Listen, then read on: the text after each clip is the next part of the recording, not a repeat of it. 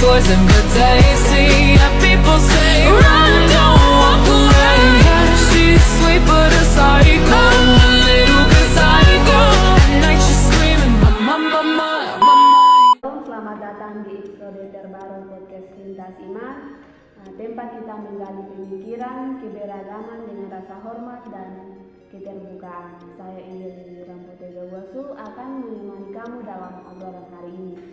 Dan kita kedatangan tamu spesial,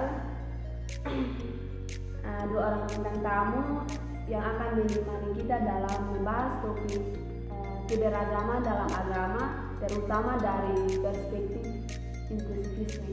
Mari kita sambut bintang tamu kita, yaitu Kakak Rani Naik dan Bapak Siti Etiana Duban. Shalom Kakak Angel, senang bisa lagi hadir di sini dan berdiskusi tentang topik yang sangat menarik ini. Kita langsung saja pada topik kita, yaitu inklusifisme dalam teologi agama.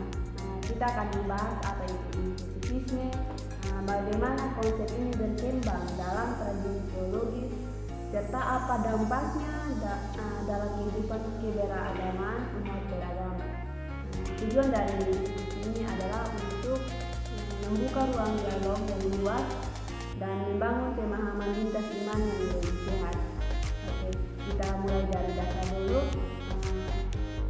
Kakak Rani akan menjelaskan apa itu inklusifisme dalam konteks teologi agama.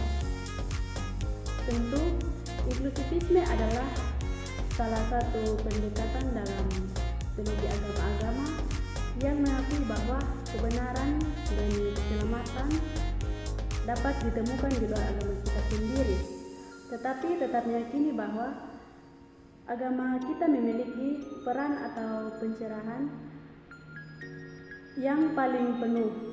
Berbeda dari inklusifisme yang hanya menganggap satu agama benar dan pluralisme yang menganggap semua agama sama-sama valid. Inklusifisme berada di tengah. Menarik. Lalu bagaimana pandangan ini berkembang dalam sejarah teologi? Pandangan inklusifisme banyak dipengaruhi oleh para teolog besar seperti Karl Rahner, seorang teolog Katolik yang memperkenalkan istilah anonimus Kristian.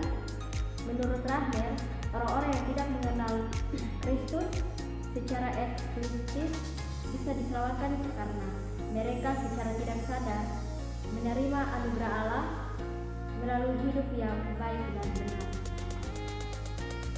Wah, jadi meskipun seseorang bukan pemeluk agama tertentu, dia tetap dianggap termasuk dalam rencana keselamatan Tuhan.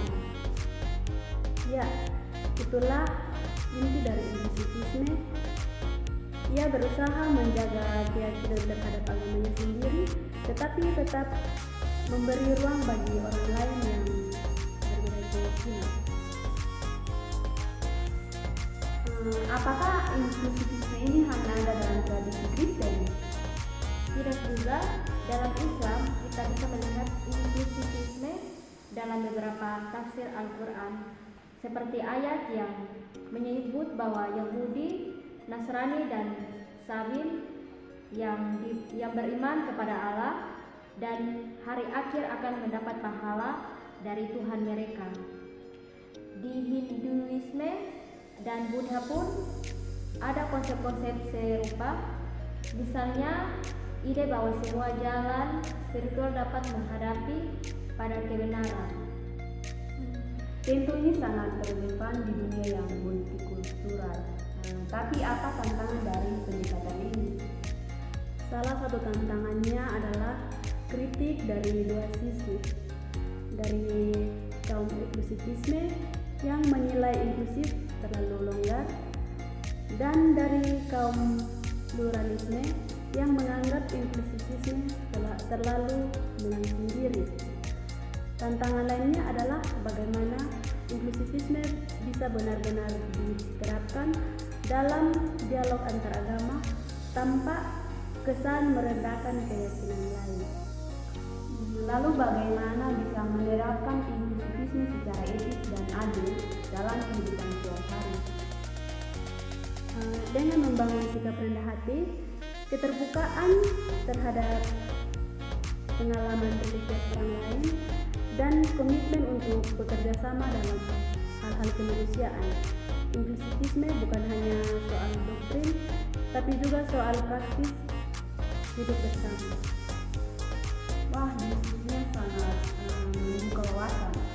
Kita jadi belajar bahwa inklusivisme bukan sekedar kompromi teologi, tapi jembatan menuju dialog lintas yang Ya, betul. Inklusivisme bisa menjadi jalan tengah yang bijak untuk tetap setia pada iman sendiri, namun tanpa penutup mata terhadap kebaikan dan kebenaran di luar. Terima kasih buat Kakak Rani dan Kakak Vivi yang sudah berbagi pemikiran hari ini. Sampai jumpa dan tetap semangat membangun jembatan bukan tembok. Shalom.